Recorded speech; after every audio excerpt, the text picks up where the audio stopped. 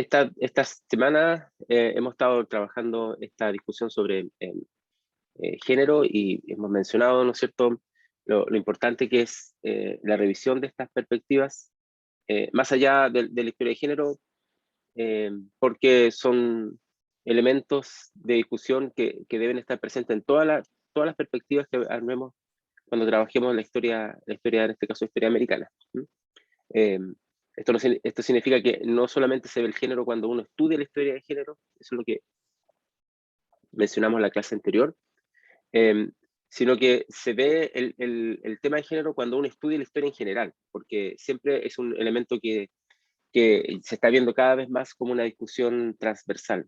Eh, lo que llamaríamos hoy día una discusión longitudinal, o sea, atraviesa todas las perspectivas de, digamos, de las subespecialidades. Por lo tanto, quienes trabajen cualquier área específica de investigación deben ponerse en la discusión dónde está el tema de género presente, porque si no, no tiene el cuadro completo. Eso es un poco por lo menos la perspectiva que nosotros estamos trabajando en nuestro grupo de historia de la ciencia. Entonces acá tenemos una discusión que tiene que ver con el capítulo que hemos estado revisando, ¿no es cierto?, del texto de Potas, que habla, ¿no es cierto?, de las ciudadanas revolucionarias, que tiene que ver con las posiciones políticas de las mujeres en el siglo XX, y estamos viendo eso a partir de la clase de esta semana. Y en la próxima clase veríamos un cierre a esto, ¿no es cierto?, con las perspectivas más contemporáneas, digamos, que la autora llama el nuevo movimiento femenino, que es más cercano a nuestro tiempo, y con un estudio de caso que yo les quiero mostrar, que les comenté, de un trabajo que estamos haciendo sobre las primeras mujeres que participaron en la observación astronómica en Chile, que probablemente un tema que ustedes no conocen porque en general yo creo que vamos a ser los primeros que vamos a escribir un artículo sobre esto, porque son temas bastante poco conocidos. Pero yo me enfrenté a una disyuntiva trabajando esto cuando estuvimos en la clase, eh, que tiene que ver con la discusión sobre el tema de género y el tema de la discriminación de género, porque para entender por qué las mujeres actúan a lo largo del siglo XX, que es lo que hemos estado mirando, ¿no es cierto? Si compartimos ahora la presentación, ¿no es cierto?, del PowerPoint. Hemos estado mirando esto, ¿no es cierto?, a partir de esta discusión en el siglo XX. Y vamos sacando, digamos, en el tema de cambio de las relaciones de género, entonces quedamos aquí, cómo podemos mirar los cambios en las relaciones de género a partir del siglo XX y cómo se pueden entender algunos rasgos comunes de América Latina para el movimiento femenino, pero yo pensé que para poder entender esta perspectiva de los cambios en las relaciones de género, no bastaba con aplicarlo directamente al tema de cómo se ha constituido y se ha configurado esto en América Latina. Entonces, ahí lo que falta, que siempre encuentro que algo bien útil de entender, ahí lo que falta es una discusión respecto de del funcionamiento mismo de la discriminación de género. Cómo ello se ha ido articulando. Entonces, lo que me gustaría hacer hoy día, antes de continuar con esa última parte, que es la parte final del curso, ¿cierto?, es más bien discutir cómo se ha entendido, ¿no es cierto?, el tema de la discriminación de género. Entonces, perdón, vamos a hacerlo a partir de esta perspectiva. Ahí dice ciencia y género porque esto estaba pensado para el tema del estudio de ciencia, pero lo podemos aplicar para lo que estamos viendo ahora en clase. Entonces, lo que vamos a hacer hoy día es mirar el funcionamiento de la discriminación de género, porque es algo que rebasa evidentemente la historia de América Latina. Y a partir de ahí, ¿no es cierto?, vamos a volver al tema de América Latina. Creo que es importante mencionar esta perspectiva. Bien.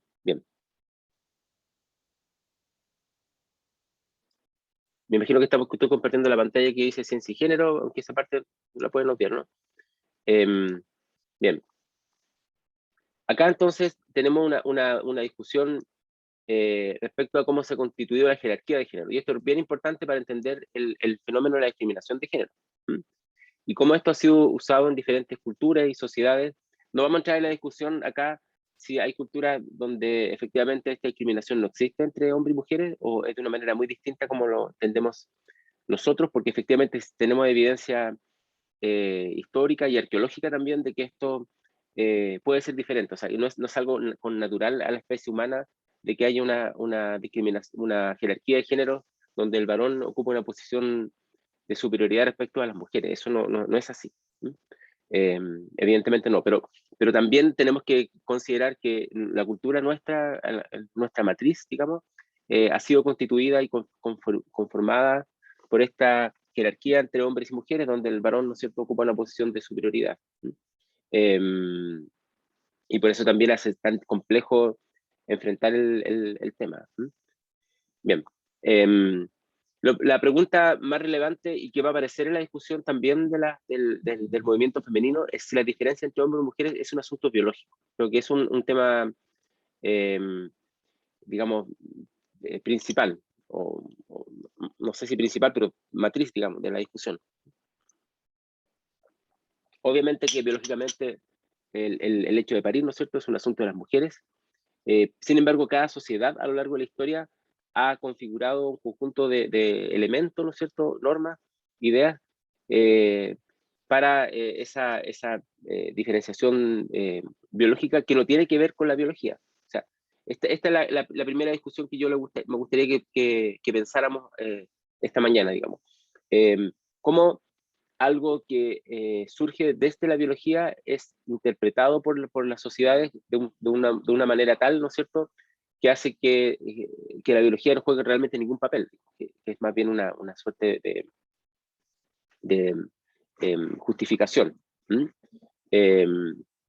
Esto quiere decir, ¿no es cierto?, que la mayor parte de los atributos que asociamos con la masculinidad y con la feminidad más bien no son aspectos construidos socialmente, no tienen una base biológica. A pesar de que el hecho de parir, por supuesto, sí es un aspecto biológico, ¿no? Sin embargo, los atributos, y me detengo en esta parte, ¿no es cierto?, eh, son construidos, digamos, sin una base biológica. Aquí yo quiero que ustedes piensen en el momento que estoy haciendo esta presentación y puedan intervenir con alguna digamos, observación o qué sé yo, ¿no? Por favor, si necesitan hacerlo, lo hacen a través del chat o utilizando el micrófono. Bien, entonces, vamos a volver a la presentación. Les pido entonces que puedan intervenir cuando lo crean necesario. Bien. Okay. Entonces, la mayor parte de los atributos que asociamos, ¿no es cierto?, a los hombres y a las mujeres no tienen una base biológica. Entonces, ¿cómo se justifica la negación de las mujeres, por ejemplo, de participar en la política? Si tuviera una base biológica, el hecho de que se diferencia entre hombres y mujeres, es muy extraño que las mujeres no puedan participar en la política cuando la política no está asociada a ninguno de los supuestos atributos de la masculinidad, como la fuerza o el supuesto, ¿no es cierto?, digamos, ciertas capacidades, etcétera, de la masculinidad, digamos, asociadas a su propio cuerpo, digamos, musculatura, etcétera. No es muy extraño, ¿no es cierto eso? Más bien, ¿no es cierto?, la negación a la mujer de participar en política, y lo vamos a mirar, por eso que yo quiero hacer esta parte del curso que parezca un poco, digamos, un poco ortodoxo lo que estoy haciendo, digamos, de esta discusión, digo, porque justamente aparecen estos fenómenos, ¿no es cierto?, discutidos y estas justificaciones cuando las mujeres enfrentan, y hasta hoy día, digamos, el tema de cómo abordar la discriminación de género.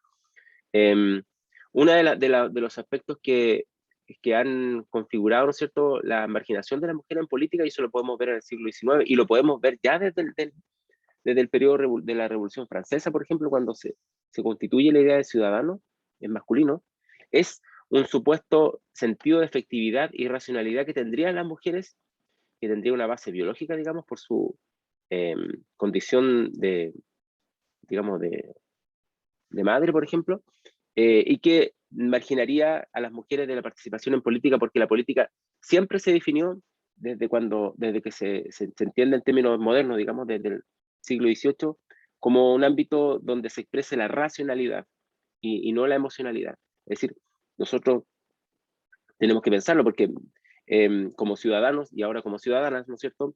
Leemos un programa, vemos, ¿no es cierto?, una candidata, un candidato, y votamos por ella, por ella o por él, digamos, en vistas a asuntos racionales, a lo que nos presentan racionalmente.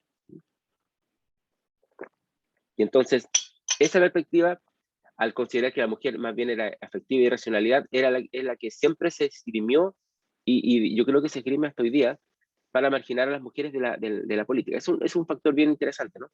No tiene una base biológica, pero está de alguna forma basado en una supuesta biología, que es el hecho de que las mujeres tengan hijos. Es como pensar que por el hecho de que las mujeres tienen hijos, desarrollan una afectividad y una emocionalidad eh, mucho más fuerte que los varones, que a pesar de que podemos tenemos hijos también, digamos, no desarrollaríamos esta afectividad y emocionalidad. Eso es un poco la justificación.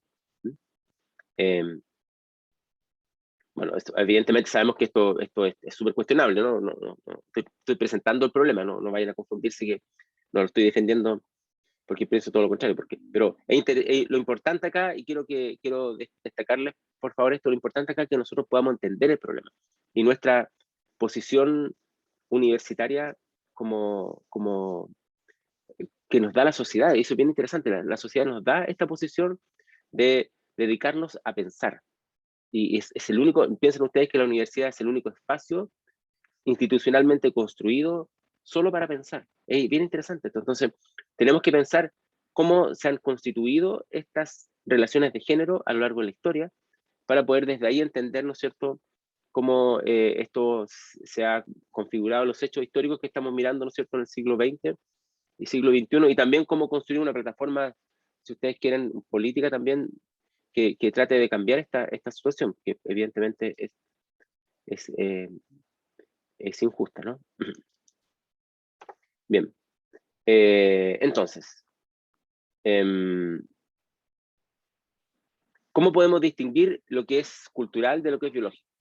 Este es un asunto que se ha discutido bastante.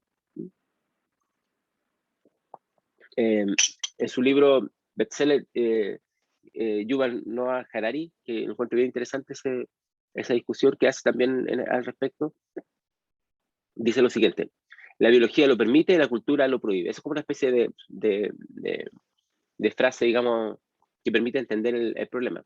La cultura dice que se prohíbe lo antinatural, pero desde una perspectiva biológica nada es antinatural. Eso es bien interesante porque en la naturaleza no hay nada construido como algo permanente.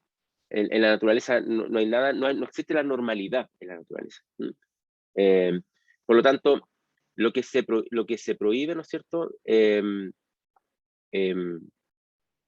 como antinatural, ¿no es cierto?, es algo completamente construido culturalmente. Esa es una de las perspectivas que uno podría entender. Por ejemplo, nada biológicamente prohíbe que las mujeres se dediquen a la ciencia, por eso esto tiene que ver con ciencia y género, pero, o que nada prohíbe que las mujeres se dediquen a la política, pues en términos biológicos no hay absolutamente nada que nos permita entender que hay una suerte de capacidad distinta y también para todas las tareas que uno pueda pensar. Y sin embargo, ¿no es cierto?, la cultura la sociedad, ¿no es cierto?, lo ha prohibido en algún sentido, digamos, no solamente en algún sentido, en varias etapas de la historia. Por ejemplo, podemos ver lo que está ocurriendo hoy día en los países teocráticos, como lo vimos, ¿no es cierto?, con lo que pasó en Afganistán. No hay nada que prohíba que las mujeres puedan estudiar en términos biológicos. La biología no le impide a la mujer poner atención, memorizar, reflexionar, etcétera, pensar. Y sin embargo, las mujeres no pueden asistir a los colegios en esos lugares o a una formación que sea universitaria. ¿Por qué? porque los conceptos natural y antinatural no vienen de la naturaleza, curiosamente, sino que provienen de la teología, y la teología cristiana, y también de otras teologías, podríamos decirlo, no solamente cristianas, sino que de una base, ¿no es cierto?, de las religiones monoteístas. Ahí podríamos incluir también, que es lo que pasa en Afganistán, ¿no es cierto?, Afganistán, el Islam.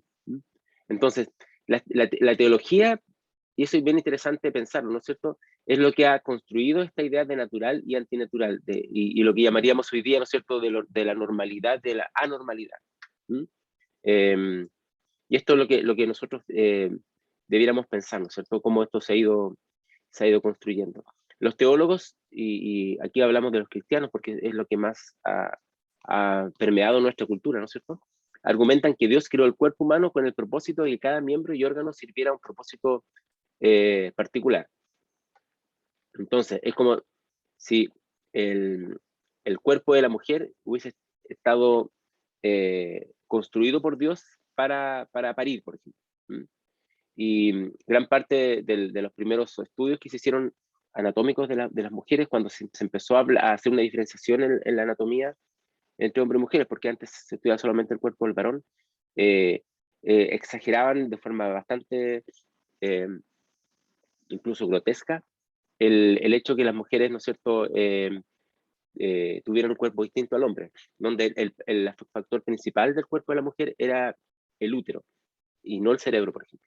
Entonces, en el... Perdón, que me atoré, un segundo. Entonces, en las primeras figuras, ¿no es cierto? Y lo vamos a ver cuando miremos en la presentación que voy a hacer del tema de ciencia y género, cuando hacían las primeras, los primeros dibujos anatómicos, por ejemplo, óseos del hombre y las mujeres, exageraban, ¿no es cierto?, el tamaño de la pelvis de la mujer, que era en relación proporcionalmente a su cuerpo, y exageraban, ¿no es cierto?, el tamaño del cerebro, lo hacían mucho más pequeño respecto del varón. Entonces el varón aparecía con un cerebro más grande porque se pensaba que Dios, de alguna forma, o ya no en términos divinos, pero hay una proyección ahí, ¿no? Había hecho el cuerpo humano de tal forma que el aspecto fundamental del varón, ¿no es cierto?, era el pensar, por tanto el cerebro se ve más amplio, más grande, el cráneo, en este caso, y también, ¿no es cierto?, para la mujer respecto de tener hijos, por tanto la pelvis, ¿no es cierto?, se ve aumentada respecto al resto del cuerpo. Sabemos que eso no es así, pues de hecho en términos comparativos las mujeres tienen los cráneos más grandes en relación a su cuerpo que los varones. Cuando los científicos descubrieron eso en el siglo XVIII, empezaron a cambiar un poco la idea de dónde venía la inteligencia para poder justificar que a pesar de eso los hombres, varones, seguían siendo más inteligentes que las mujeres. Entonces, hay un aspecto, ¿no es cierto?, de lo antinatural y natural que es bien importante que nosotros lo pensemos porque no es tan fácil distinguirlo de, de lo que nosotros pensamos que cómo debe ser el mundo, digamos, porque tenemos una formación, aunque no hayamos tenido una formación religiosa, aún así esto ha permeado en nuestra cultura. Y por eso, ¿no es cierto?, es algo que hay que pensar y discutir cuando uno estudia estos fenómenos asociados a los movimientos feministas, por ejemplo, porque ahí aparece todo el tiempo, ¿no? Em, Bien, entonces, la discusión es que si utilizamos el cuerpo para el propósito que supuestamente Dios pretendía, entonces es una actividad natural, ¿no es cierto? Y si no, es algo natural. Sin embargo, los órganos no han evolucionado con una finalidad y están en constante cambio, ¿no es cierto? Esto lo podemos ver en la biología. ¿Mm? Entonces, no es que el cuerpo haya sido construido, ¿no?, de una forma tal, ¿no es cierto?, que permita una actividad natural. Por ejemplo, esto se ve claramente, ¿no es cierto?, en el tema de la sexualidad y respecto del homosexualismo, del ser homosexual, por ejemplo, ¿no es cierto?, que parece que desde este punto de vista, ¿no es cierto?, es visto como algo antinatural, como que es antinatural el tener relaciones sexuales, digamos, homosexuales, digamos, y esto es pensado desde el punto de vista de nuestra matriz cultural como algo antinatural o anormal, pero desde el punto de vista biológico no tiene absolutamente nada de anormal y antinatural, porque ocurre, digamos, en otras especies también. ¿Mm? Por lo tanto, de esta perspectiva, ¿no es cierto?, uno tiene que entender que lo que miramos por natural y antinatural tiene esta base que es súper fuerte, religiosa. Ahora, si lo ponemos respecto de las características asociadas a lo que es la mujer o a la feminidad, ¿no es cierto?, estas reflejan más la imaginación humana que la realidad biológica. O sea, la biología aquí no juega ningún papel, y más bien juega, ¿no es cierto?, un papel lo que nos imaginamos que debiera ser la mujer, y también, por otro lado, lo que nos imaginamos que debiera ser el hombre. Entonces, en conclusión, lo que hay que distinguir es en la categoría de sexo, que es algo biológico, ¿no es cierto?, y la categoría de género, que es algo cultural. Por eso yo he querido mostrarles estas perspectivas antes de continuar con la discusión de los movimientos feministas en América Latina.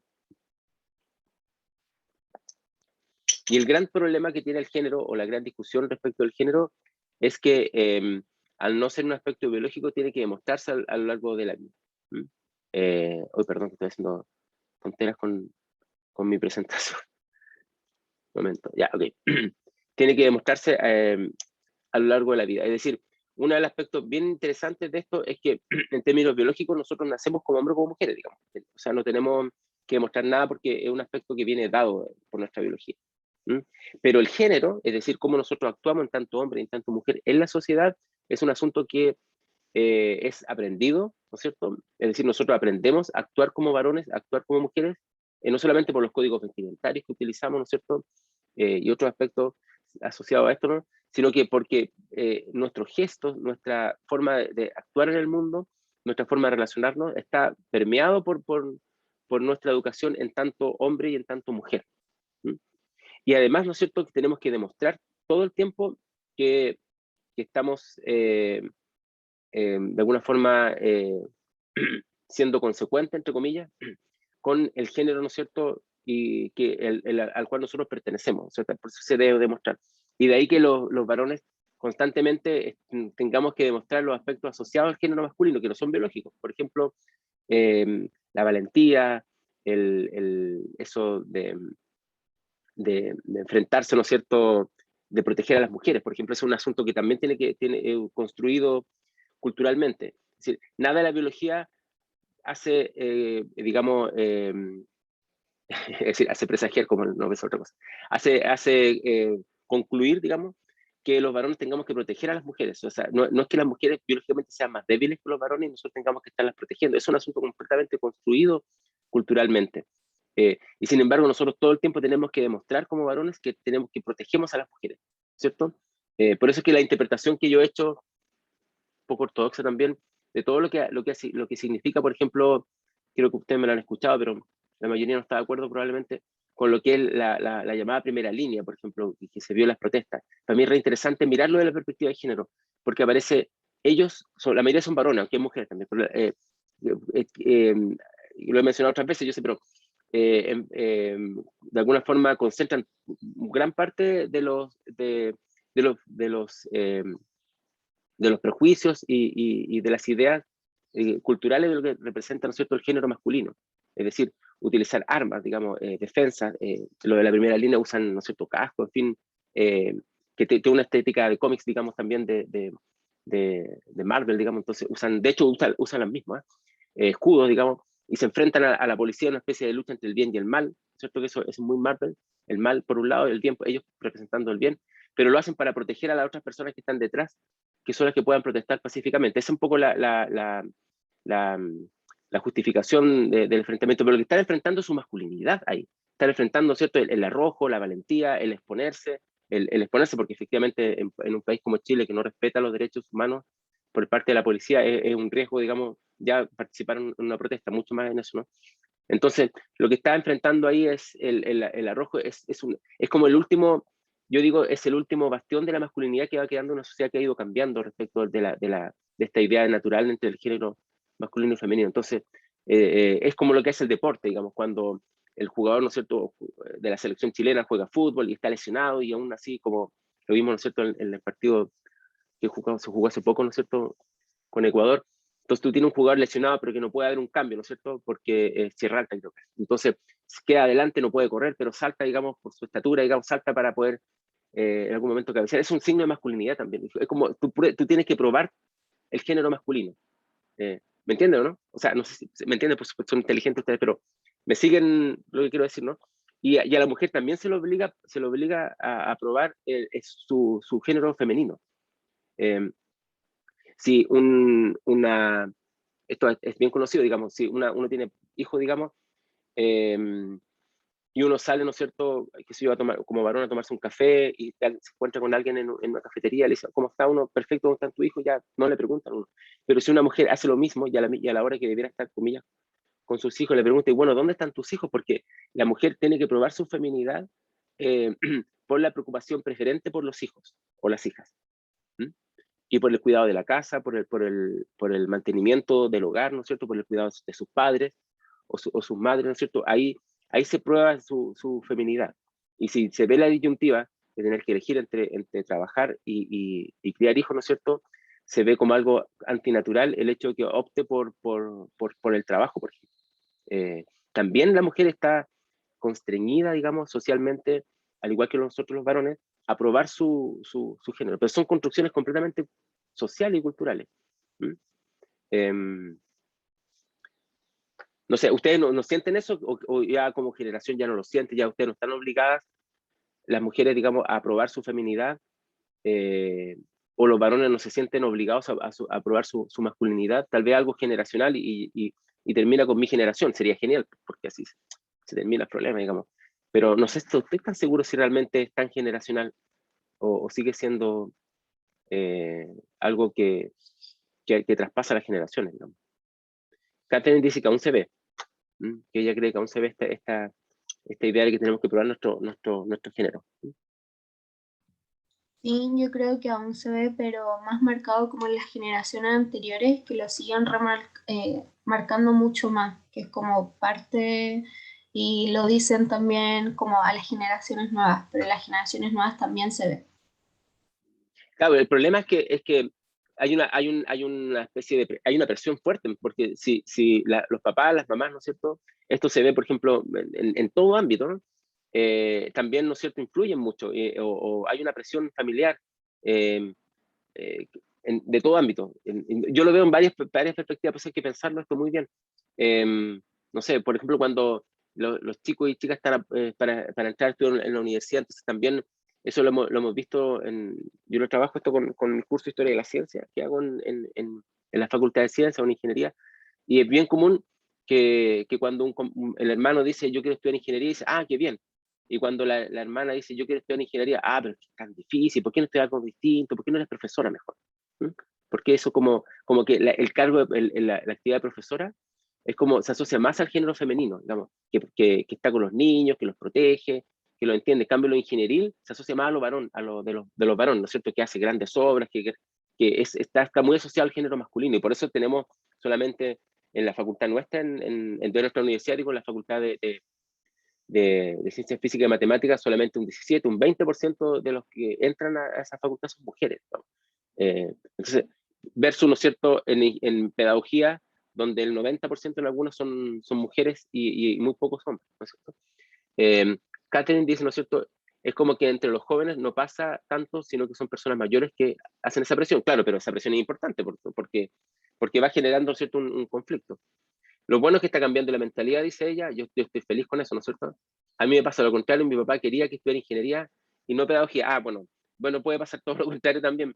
Eh, eh, em, y es bien difícil esto, enfrentarlo, porque nosotros estamos estudiando ahora como algo historiográfico y tratamos de poner una suerte de distancia, ¿no es cierto?, entre lo que estudiamos y lo que vivimos como personalmente.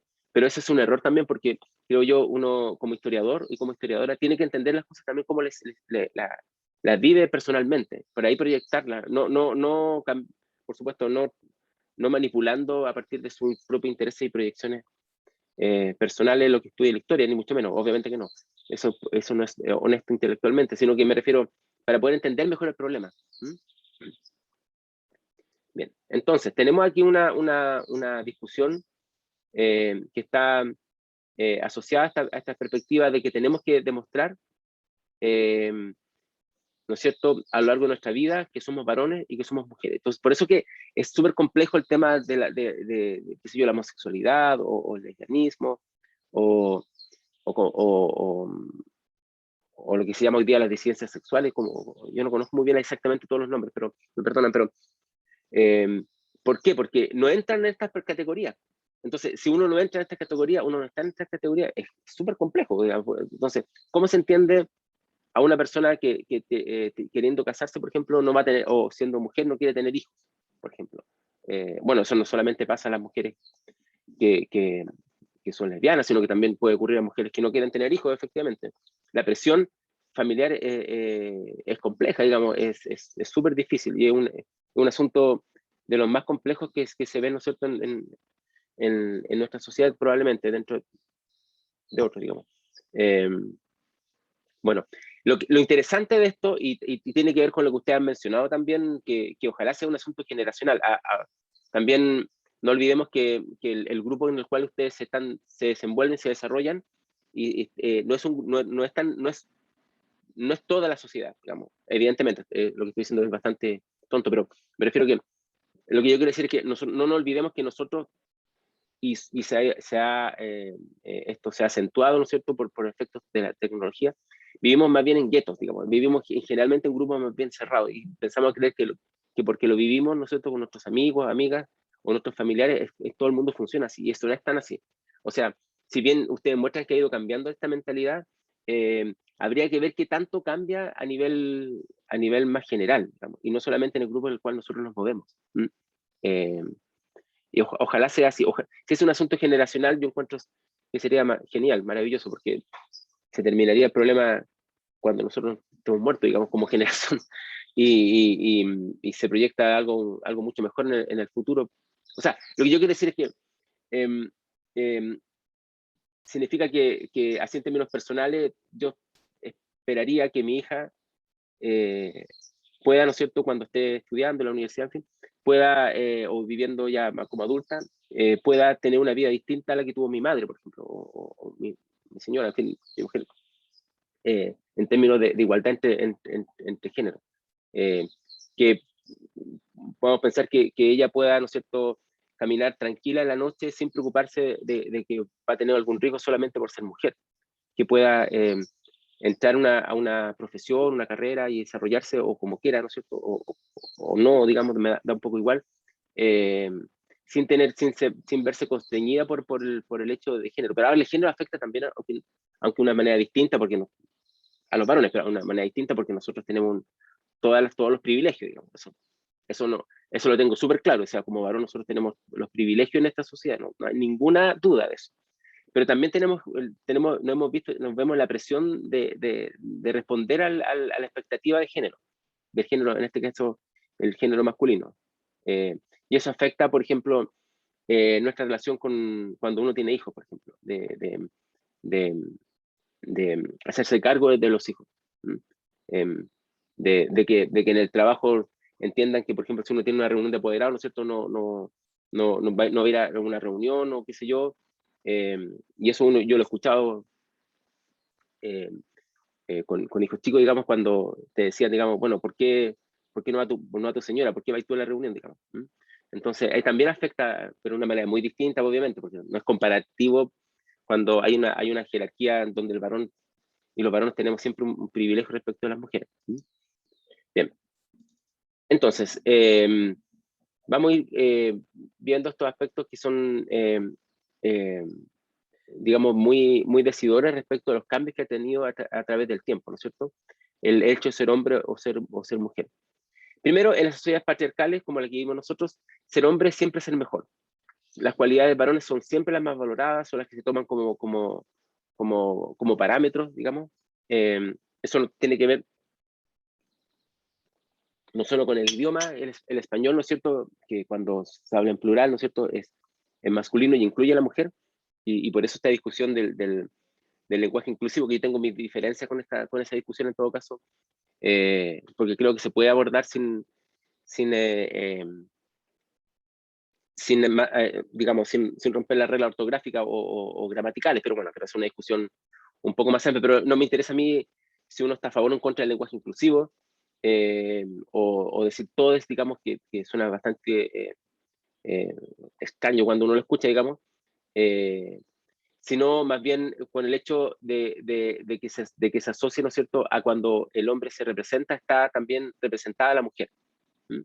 Entonces también es una discusión que las sociedades patriarcales, ¿no es cierto?, evidentemente no se da, y se da justamente en una sociedad como la nuestra que está no sé si está cambiando a ser una sociedad patriarcal a una distinta, espero que sí, o por lo menos se está fracturando, ¿no? Eh, hay un cambio ahí que uno lo puede ver, y lo pueden ustedes en sus propias generaciones, que eso es muy bueno.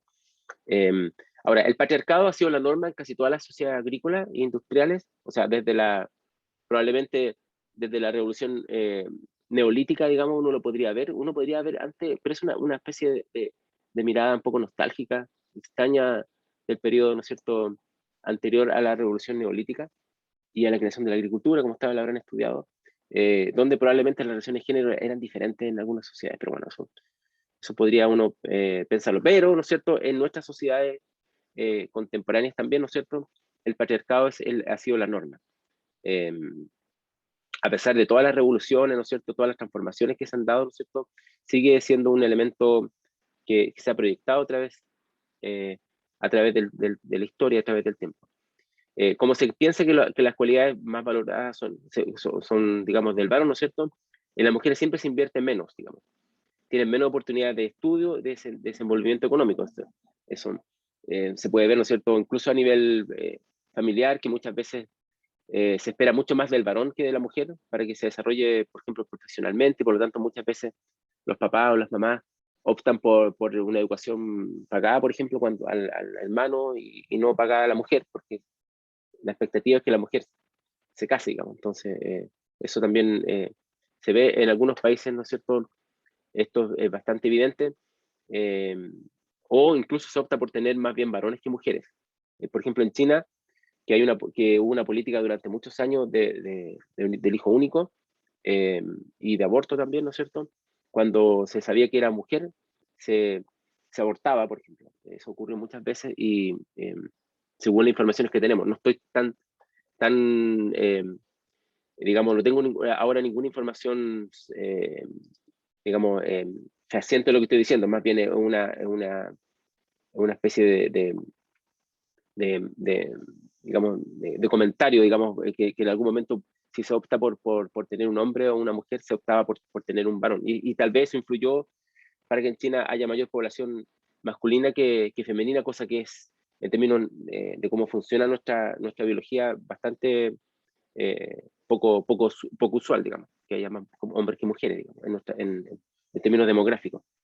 Ahora, no quiero hacerme responsable de esta sentencia respecto a lo que está ocurriendo en China o lo que ocurrió con el tema este de optar por hombres más que por mujeres, porque no tengo la evidencia bibliográfica en este momento, así que, pero siempre lo dejo como un comentario, como una tal pie de página, que al parecer esto pudo haber ocurrido, ¿no es cierto? Y eso evidencia claramente, ¿no es cierto?, que se espera más de los hombres que de las mujeres, y por eso se opta más por ellos. Eh, bueno, Harari nos da alguna respuesta, como había mencionado otras veces, ¿no es cierto?, en esta clase, de por qué, ¿no es cierto?, la cultura nuestra, ¿no es cierto?, está ligada a estas perspectivas patriarcales. Y aquí hay varias explicaciones, ¿no es cierto? Tenemos explicación 1, 2, como para entender este fenómeno. El primero, ¿no es cierto?, es que se cree que los hombres son más fuertes que las mujeres. Eh, Esto, ¿no es cierto?, hace pensar por qué se le llama, ¿no es cierto?, a la mujer el sexo débil, o por qué se piensa que los varones somos los que tenemos que proteger a las mujeres, ¿no es cierto? Esto evidentemente es muy discutible porque en términos biológicos, de hecho, las mujeres son más resistentes que los varones, ¿no es cierto?, al hambre, a la fatiga y al dolor, y también a las enfermedades. Eh, y eso también explica, en términos demográficos, la esperanza de vida de las mujeres, que es mucho más extensa, más larga que el caso de los varones. O sea, incluso en términos del tema del, del, digamos, anatómico, muscular, digamos, del cuerpo femenino masculino, a pesar de que los varones sí proporcionalmente tenemos mayor masa muscular, aunque debo decir que la mayoría, empezando por mí, de los varones que conozco, no tienen gran desarrollo muscular, digamos. Aún así, ¿no es cierto? En términos físicos, digamos, no hay grandes diferencias entre ser hombre y ser mujer. Bueno, y sin embargo, seguimos diferenciando, por ejemplo, las disciplinas deportivas entre varones y mujeres, porque se piensa que los varones tienen mayor fortaleza. Bueno, de hecho, sí tienen mayor masa muscular, pero eso no quiere decir nada respecto a la fuerza o de la fortaleza respecto respecto de las mujeres. Como dije, ¿no es cierto? Las mujeres resisten mejor el hambre, la fatiga y el dolor y las enfermedades que los hombres, y eso está probado científicamente, por lo tanto, queda claro que esto no es así. Ahora, si fuera cierto, como lo había mencionado otras veces, de que los hombres son más fuertes que las mujeres, eso es muy raro, significa que actividades como el sacerdocio, la política o la ciencia debieran ser desarrolladas principalmente por mujeres, porque no requieren ningún tipo de fortaleza física. Todo lo contrario, digamos, requieren otra habilidad, y sin embargo, de ahí se ha excluido a las mujeres durante gran parte de la historia y hasta hoy día. Incluso si uno mira, ¿no es cierto?, desde la revolución del Neolítico, ¿no es cierto?, las mujeres se han dedicado a las tareas más duras del campo y del hogar, digamos, y también, incluso, cosa que la profesora Potas muestra acá en su libro, las mujeres también han sido un factor bien importante en los aspectos bélicos. Eso lo sabemos bastante poco porque se había estudiado menos, porque hay pocos registros, pero tenemos mucha claridad, incluso en las guerras que se han enfrentado en América Latina, que las mujeres van a la guerra, incluso han peleado directamente. Y de partida, la idea un poco, eh, digamos, media idealizada de que los varones, ¿no es cierto?, bueno, que un gran espacio para poder, ¿no es cierto?, demostrar la masculinidad, ¿no es cierto?, van a la guerra solos. Eso es falso. Toda la evidencia nos muestra que las mujeres iban con sus hijos también y hijas a las batallas, ¿no es cierto?, y a los enfrentamientos bélicos. Entonces, incluso si lo ponemos en términos eh, del espacio de masculinidad por excelencia, digamos, que son las guerras, digamos, donde expresa toda la brutalidad de ser varón, las mujeres también van, digamos. Entonces, no hay un espacio y un ámbito que demuestre que las mujeres tienen una fortaleza física eh, menor o inferior a los varones. Por lo tanto, no hay relación directa entre la fuerza física y el poder de los varones. O sea, el poder de los varones que le permite, ¿no es cierto?, dedicarse al sacerdocio, a la política o la ciencia, es una construcción cultural, no es una naturalización de la biología. Entonces, no hay nada en la biología de las mujeres que haga pensar que son más débiles que los varones. Sin embargo, actuamos socialmente y culturalmente como si eso fuera así. La otra explicación que permite entender esta diferencia de hombre y mujer, ¿no es cierto?, es que los hombres tienen mayor tendencia a la violencia y a la agresividad.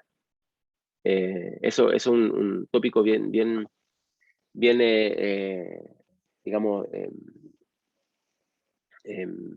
digamos, expandido eh, a lo largo de la historia, ¿no es cierto? Y eso hace entender por qué los varones, ¿no es cierto?, tienden a enfrentarse, ¿no es cierto?, en conflictos bélicos, o por ejemplo, se enfrentarían mejor, como le he mencionado yo, el tema de la primera línea, ¿no es cierto?, porque tiene mayor tendencia a la agresividad que las mujeres, ¿no es cierto?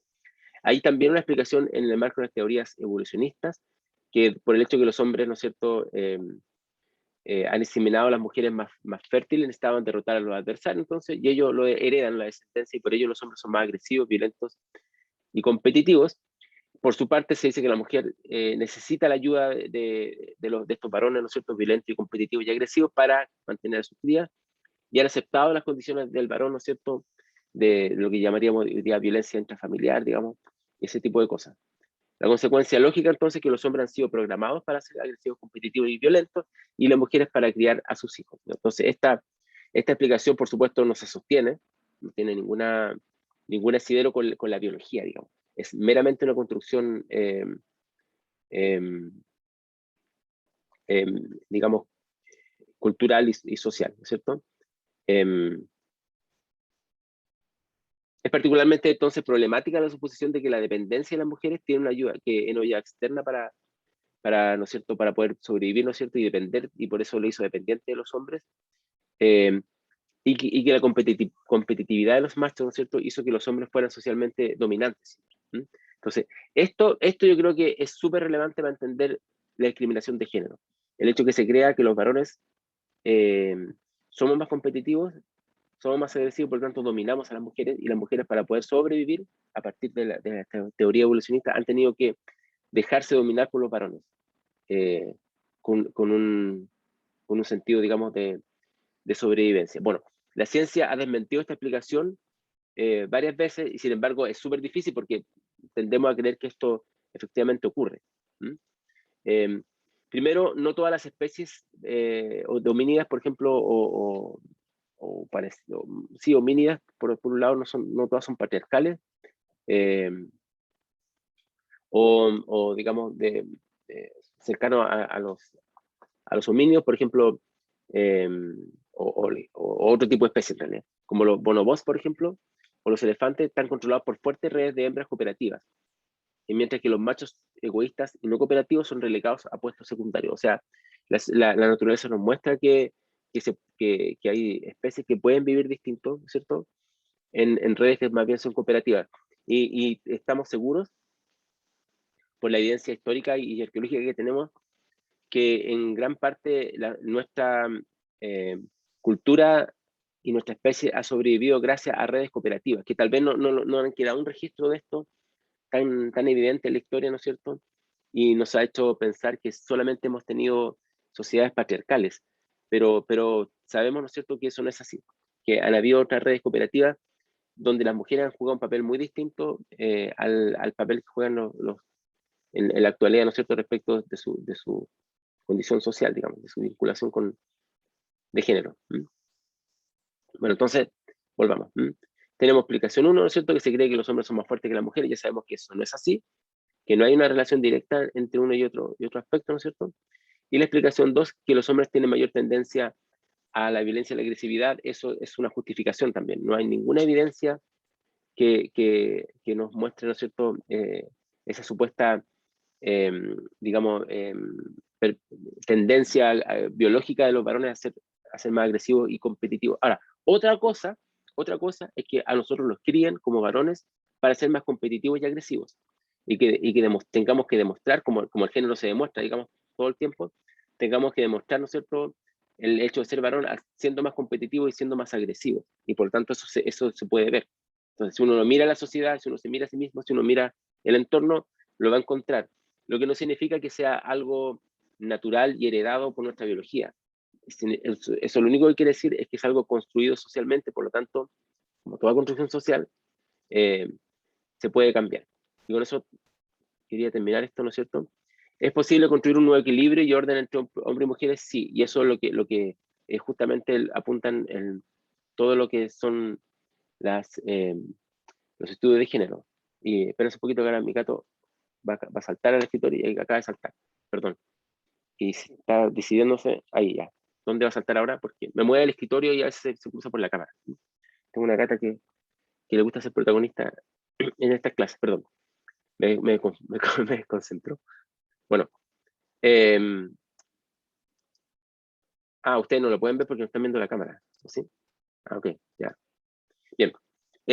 Entonces, ¿cómo llegó a ocurrir que la única especie cuyo éxito depende sobre todo de la cooperación de los individuos que supuestamente son menos cooperativos, los hombres, controlan a los individuos que supuestamente son más cooperativos, las mujeres? ¿Cómo hemos sobrevivido como especie si no hemos podido desarrollarnos a partir de una cooperación entre nosotros? Eso, ¿no es cierto?, es algo completamente paradójico, ¿no? Es completamente paradójico porque el hecho que hayamos sobrevivido como especie sobre todo una especie que tiene muchas desventajas respecto de otras para poder sobrevivir, eh, por la fuerza que tenemos, ¿no es cierto?, por el desarrollo de nuestro propio cuerpo respecto a otras especies que son depredadoras, ¿no es cierto?, que no habrían podido haber destruido, ¿no es cierto? Hemos sobrevivido gracias, ¿no es cierto?, a la cooperación. Y eso está súper estudiado a partir de la arqueología, digamos, y otra área, ¿no es cierto? Entonces, si realmente el hombre y los varones, ¿no es cierto?, han controlado a las mujeres, ¿no es cierto?, ellos a ser más agresivos y competitivos, ¿no es cierto?, han impuesto eso respecto a la sociedad y no la cooperación, no habríamos sobrevivido como especie. Eso está totalmente, digamos, hay un acuerdo, entre comillas, eh, científico al respecto, ¿no es cierto? Eh, y por otro lado, ¿no es cierto?, también sabemos que el género eh, y los papeles de género, ¿no es cierto?, han experimentado una revolución extraordinaria en este último tiempo. De hecho, el propio concepto de hombre y mujer ha cambiado. Ha cambiado la idea de que los varones solamente debemos ser competitivos y agresivos, ¿no es cierto? Ha cambiado la idea de la crianza de los hijos, digamos. Ha cambiado respecto de la expresión de afectividad, que era algo que, con esa idea de que los hombres no lloran. Se ha cambiado, digamos, esta perspectiva, pero sobre todo ha cambiado el concepto de familia. Ya no es extraño entender familias monoparentales, por ejemplo, porque además, ¿no es cierto?, en países como Chile, y eso está súper estudiado, digamos, tampoco existe que la familia sea siempre familia entre hombre y mujer. De hecho, una parte importante de las personas que se crían en Chile, no sé si en su mayoría, pero no tengo los datos en la cabeza, digamos, han sido criados por mujeres, ¿no?, por efecto de los varones que se desentienden de los hijos y de las hijas. Entonces al final son ellas con sus madres a veces las que crían a su familia, y no es raro que muchas de las historias familiares que hemos visto, que conocemos, digamos, han sido mujeres las que han criado a sus hijos. Entonces, uno diría, no está el varón, entonces ese hijo no se cría bien o no tiene ciertas capacidades. En fin, por supuesto que no. Esto es algo que se puede entender así también, ¿no? Bien, entonces, para ir terminando, volvemos a esto, ¿no? Vamos a, yo creo que me confundí con la presentación. Sí, estoy haciendo porque le se la prensa un poquito. Quiero ir al Power y no lo encuentro. Ah, porque está en... Ya, ustedes están viendo ese que dice cambio de las relaciones de género, ese Power. Sí, ese se ve. Sí, ya, ok, gracias. Ya, entonces, ahora vuelvo acá para terminar la clase, ¿no es cierto? Estos cambios en las relaciones de género, que se ven, ¿no es cierto?, a partir del siglo XX en América Latina y en el mundo, no obedece solamente a algo local. Eso es lo que quería mencionar, y por eso es que yo quise hacer este paréntesis respecto de las consideraciones de género más generales, porque la crítica a la sociedad patriarcal es algo que hemos estado viendo a nivel global, digamos. Eh, en términos concretos y históricos, ¿no es cierto?, lo primero, ¿no es cierto?, tiene que ver con los cambios en el sistema educativo, donde se incorpora a la mujer más allá de la educación femenina. En un primer momento, ¿no es cierto?, en América Latina y también en varias partes del mundo, digamos, la incorporación de la mujer al sistema educativo, bueno, sobre todo en el siglo XIX, pero también en el siglo XX, se hacía, ¿no es cierto?, en términos de una educación femenina que asumía, evidentemente, todos estos rasgos que hemos estado discutiendo hoy día de la mujer, digamos, que no son competitivas, que no son agresivas, que son débiles, digamos, todos estos son supuestos, ¿no es cierto?, evidentemente, y que su función principal es criar hijos y que la familia, ¿no es cierto?, pueda sostenerse. Por lo tanto, la educación femenina estaba construida de ese punto de vista para aprender oficio o aprender tareas que le permitieran cumplir mejor su papel de género femenino, ¿no es cierto? Esa fue la primera incorporación de la mujer a la educación, y en la medida en que esto va cambiando y la mujer, ¿no es cierto?, tiene la misma educación que los varones, por supuesto, hay un cambio también en las relaciones de género. Pero se mantienen estas perspectivas, incluso en la educación, y está estudiado que, por ejemplo, los profesores tienden a escuchar más a los hombres que a las mujeres en las clases. Eh, Tienden a destacar más a los varones que a las mujeres. Si uno mira, por ejemplo, las carreras académicas, eso también lo podemos discutir. Esto es otra clase que yo hago y tiene que ver con el tema de la ciencia y la mujer. Tienden a haber más varones que hagan carreras académicas, ¿no es cierto? Tienden a ser más destacados que las mujeres, ¿no es cierto? O sea, hay una incorporación de la mujer en la educación pero eso no significa que haya una igualdad, ¿no es cierto? Se ha ido construyendo. Y es bien complejo porque son perspectivas, ¿no es cierto?, que están muy internalizadas, ¿no es cierto?, en nuestra sociedad.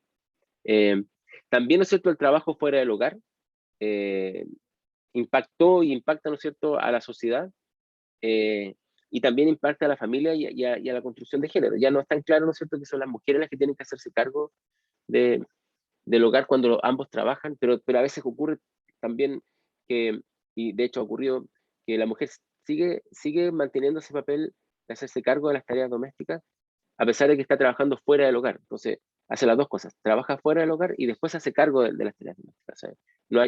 Y el varón mantiene su posición eh, ahí de privilegio. Entonces, esto ha ido cambiando sí a través del tiempo. Y lo ve uno en la publicidad, por ejemplo, también, ¿no es cierto? Cuando la publicidad para elementos domésticos, de limpieza, ese tipo de cosas, o de alimentación, eh, siempre estaba orientada a las mujeres, ¿no es cierto? Ahora uno puede más varones también en la publicidad. Ha ido cambiando a través del tiempo, ¿sí? Y probablemente ustedes lo han visto también en sus propias familias o sus propias relaciones de pareja, ¿no es cierto? Cómo esto va cambiando. El tema, ¿no es cierto?, es que estos cambios de relaciones de género, ¿no es cierto?, se ven como crisis, como una especie de crisis de la familia. Es como que el orden natural se ve alterado y se ve, bueno, se discute, digamos, como algo negativo para la sociedad. Eh, por lo tanto, el tema femenino es asumido como un problema, el problema femenino, y se ve como la causa de que la familia, ¿no es cierto?, entra en crisis porque las mujeres trabajan fuera del hogar, y también por el propio movimiento feminista. Al movimiento feminista se le culpa también de la crisis de la familia. Entonces, esa idea conservadora de volver a la familia donde el varón trabaja y la mujer se queda en el hogar, donde hay un, comillas, respeto, ¿no es cierto?, por estas jerarquías, es puesta, ¿no es cierto?, digamos, y enfrentada también al propio movimiento feminista que se ve como un aspecto disruptor de este orden natural. ¿Mm? Em, em, Ahora, la educación de los niños se ve como la clave para la solución de los problemas de la modernización, y eso le dio, ¿no es cierto?, una palanca a la mujer para mejorar su situación jurídica. Eh, Esto porque la educación de los niños va a ser, ¿no es cierto?, el punto fundamental para entender cómo las sociedades crecen, ah, y cómo se desarrollan. Y eso va a pasar también en América Latina, por eso que hay un interés por crear colegios, digamos, por alfabetizar, etc. Y eso, ¿no es cierto?, mejora la situación jurídica de las mujeres, claro, porque el hecho de que se intente que todos los niños se eduquen, y también las mujeres, niños y niñas, ¿no es cierto?, eh, permite, ¿no es cierto?, que las mujeres puedan tener tiempo para desarrollar un trabajo fuera del hogar, ¿m? Por el hecho de que los niños y las niñas están en algunas horas o gran parte del día, ¿no es cierto?, en los colegios, ¿no es cierto?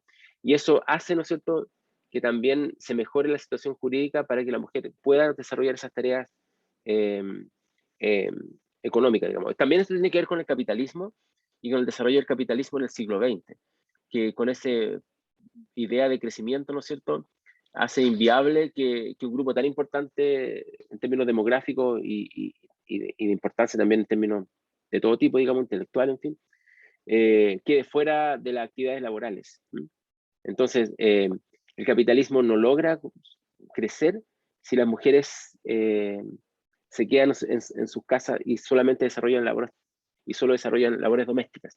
Entonces hay que dar las condiciones jurídicas, por ejemplo, exigir que haya salacunas, eh, en los trabajos, ¿no es cierto?, tener permiso de postnatal, digamos, ese tipo de cosas, ¿no es cierto?, para que las mujeres puedan cumplir su tarea, digamos, de procrear, digamos, eh, pero para que además puedan, ¿no es cierto?, ejercer una labor remunerada fuera del hogar. Entonces también eso influye, y ha influido, ¿no es cierto?, para estos cambios. O sea, quiero decir que estos cambios en las relaciones de género no solamente han sido dados por los movimientos feministas, que han sido fundamentales, sino también por el propio sistema capitalista, como necesita que las mujeres se incorporen las labores productivas. ¿Mm? Los cambios más importantes, ¿no es cierto?, en términos de la relación de género en América Latina y también en el resto del mundo, ha sido el divorcio y la separación matrimonial. Y eso ha sido un tema bien relevante que ha sido muy difícil de construir. De hecho, el divorcio en Chile se alcanzó en términos históricos hace poco tiempo, digamos. O sea, lo hemos visto en nuestra generación prácticamente, ustedes no, pero yo por lo menos lo vi como algo que se pudo, ¿no es cierto?, incorporar. Y esto es interesante también porque ayuda al hecho que una de las partes más complejas que también discute el autor aquí en este texto, que es la dependencia económica que tienen las mujeres respecto a los varones. Y al no poder divorciarse, ¿no es cierto?, a veces cuesta mucho romper esa posibilidad, digamos, porque siempre están atadas en términos legales a los varones, y también tiene que ver con el tema de los hijos, en fin, es bien complejo. Pero este cambio hace que se pueda entender, ¿no es cierto?, una familia donde se puedan volver, por ejemplo, a tener nuevas parejas, o incluso a casarse, o tener hijos con otras personas, en fin, nuevamente con nuevas parejas, sin que se vea como algo, digamos, que riña o que esté fuera de la legalidad. Y eso es bien relevante. Y altera también lo que se entiende por familia, y no a la familia tradicional, que es la que los grupos más conservadores, ¿no es cierto?, tienden evidentemente a privilegiar. Esto fue posible porque la Iglesia, ¿no es cierto?, en muchos países ha ido perdiendo influencia, primero por efecto de la separación, ¿no es cierto?, con el Estado, y esto ocurrió en el siglo XIX, con todo el fenómeno de secularización de la sociedad. Y después, ¿no es cierto?, porque la Iglesia va jugando un papel cada vez menor en cómo funciona la sociedad, digamos, en los aspectos de la sociedad eh, considera más importantes, y ha ido quedando relegada, ¿no es cierto?, un asunto más bien privado de expresión de la fe, digamos. Ahora, no hay que minusvalorar el papel de la Iglesia, porque sigue siendo bien relevante en América Latina, y ya podemos hablar no solamente de la Iglesia católica, también de las iglesias evangélicas, que son bastante numerosas, incluso en ciertos grupos más que en otros, en términos de clases sociales, por ejemplo. Entonces, pero aún así ha ido perdiendo influencia, y los últimos acontecimientos que han dejado, ¿no es cierto?, en evidencia la atrocidad que han cometido en la Iglesia con abusos de menores, en fin, ha hecho que esto ha sido ya, se haya dado de una forma muy radical, digamos, esta pérdida de influencia de la Iglesia. Y en la medida en que la Iglesia pierde influencia, también, ¿no es cierto?, pueden adoptarse temas como el divorcio, la separación matrimonial, o entender la familia de otra manera, o el papel de la mujer también, y de los varones en la sociedad de una manera distinta. Ahora, ¿no es cierto?, a partir de estos cambios, el matrimonio fue solamente un contrato y no un asunto vinculado, ¿no es cierto?, a un asunto sacro, digamos, como un rito sagrado, porque eso es lo más difícil, porque el contrato, si es legal, se puede cambiar. Si es un rito asociado, ¿no es cierto?, a asuntos, eh, digamos, religiosos, esto no se puede cambiar. De hecho, el matrimonio católico religioso es indisoluble, no se puede disolver, digamos, a no ser que hay una autorización papal, digamos. Si uno se casa por la iglesia, aunque después se separe legalmente, sigue estando casado por la iglesia. Eso es bien interesante. Bien, entonces, estos cambios en las relaciones de género, con esto vamos terminando, es interpretado como una crisis de familia, pero, ¿no es cierto?, está también muy vinculado al papel que ha ido perdiendo, el papel de la iglesia, que ha ido perdiendo, ¿no es cierto?, poder en la sociedad y en América Latina, aunque sigue siendo muy importante, evidentemente, y también, ¿no es cierto?, al hecho, ¿no es cierto?, de que el capitalismo necesita incorporar a las mujeres al mercado del trabajo. Termino acá con algunos rasgos comunes para América Latina del movimiento femenino. Primero, ¿no es cierto?, según esta autora, estos movimientos femeninos han surgido sobre todo en aquellos países que tuvieron un sistema educativo moderno, muchos de ellos marcados por la inmigración europea, porque la autora parte del supuesto de que el movimiento femenino latinoamericano ha sido influenciado por lo que ocurrió en Europa. Yo tengo una diferencia con la autora. Creo que hay elementos locales mucho más relevantes tal vez que la influencia en América Latina de Europa, y ella lo mira mucho en Argentina, en Uruguay, en Chile y en Brasil, digamos, esos países como que tienen un sistema educativo más avanzado según esta perspectiva, y lo ve mucho menos, ¿no es cierto?, en Guatemala, en Bolivia y en Perú, pero hay que mirarlo de otra perspectiva. Ahora, la autora dice eso, ¿no es cierto?, y por eso yo lo puse acá como uno de los factores que entiende, ¿no es cierto?, el rasgo común del movimiento femenino en América Latina. Pero yo lo pondría esto en discusión, como todo, pero sobre todo esto, ¿no? Porque como que detrás de esto hay una suerte de visión un poco europeizante de que cuando se sigue Europa, ¿no es cierto?, es más avanzado. Entonces, bueno, hay que mirarlo con cierta distancia, pero sí hay que reconocer que cuando se quiere buscar, se encuentra esto, ¿no? Y se estudia el hecho de que los grandes movimientos masivos femeninos se han dado en esos países. De hecho, si uno lo puede mirar en hitos, donde se ha aprobado el divorcio, donde se ha aprobado el aborto de forma libre, justamente han sido en esos países y no en otros países que tienen un sistema educativo diferente, digamos, menos desarrollado según esta perspectiva.